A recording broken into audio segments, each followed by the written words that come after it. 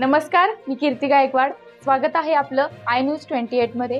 चला तर मग जाणून घेऊयात महाराष्ट्रातल्या ताज्या घडामोडी। खानापूर तालुका ग्रामीण अध्यक्षपदी दाजीभाऊ पवार यांची नियुक्ती। सांगली जिल्हा खानापूर तालुका या तालुक्यामध्ये दिवसेंदिवस भारतीय जनता पार्टीची ताकद वाढत चालली आहे। यामध्ये या पार्टीच्या माध्यमातून तळागाळातील कार्यकर्त्यांना समान न्याय देण्याचे काम भारतीय जनता पार्टीच्या माध्यमातून गेले कित्येक वर्षापासून केले जात आहे। याच धोरणावर अवलंबून आज दिनांक 20/4/2025 रोजी विटे शहरात पदनियुक्ती कार्यक्रमाचे आयोजन करण्यात आले असता यामध्ये पहिली पसंती खानापूर तालुका ग्रामीण अध्यक्षपद अगस्तीनगरचे लाडके लोकनियुक्त सरपंच श्री दाजीभाऊ श्रीरंग पवार यांची निवड करण्यात आली। त्याचबरोबर विटा शहर महिला अध्यक्षपदी अर्चना पंकज दबडे यांची नियुक्ती करण्यात आली। यावेळी भारतीय जनता पार्टीचे तालुक्यातील कार्यकर्ते मोठ्या संख्येने उपस्थित होते। या नियुक्तीपासूनच खानापूर ग्रामीण अध्यक्ष व विटा शहर अध्यक्ष हे ज्यांच्या खांद्यावर भार देण्यात आले आहे त्यांची जबाबदारी आता वाढत चालली आहे।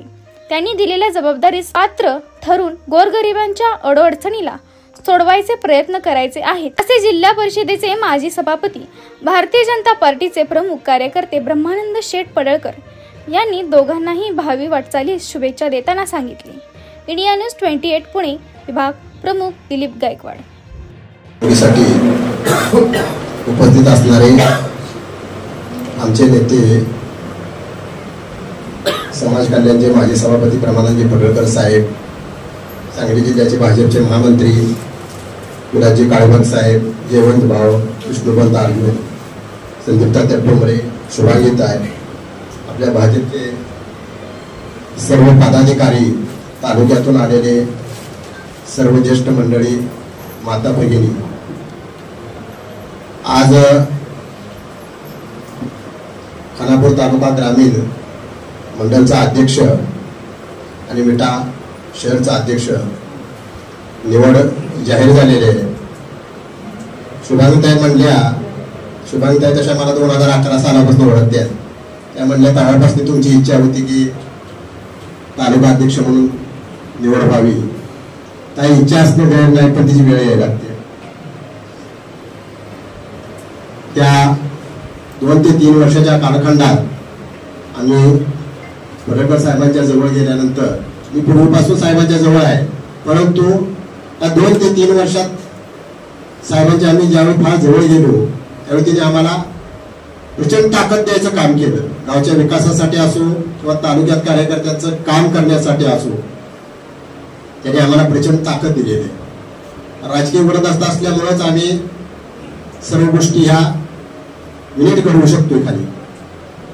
साहेब तुमची जी प्रकाश म्हणला की प्रत्येक गावात आम्ही गट बांधणीचा प्रयत्न करणार आहे, आता आहे, परंतु जे आपल्याला अपेक्षित आहे ती इच्छा पूर्ण करण्यासाठी आम्ही तळागाळापर्यंत जाऊन गट बांधणीचं काम करणार आहे।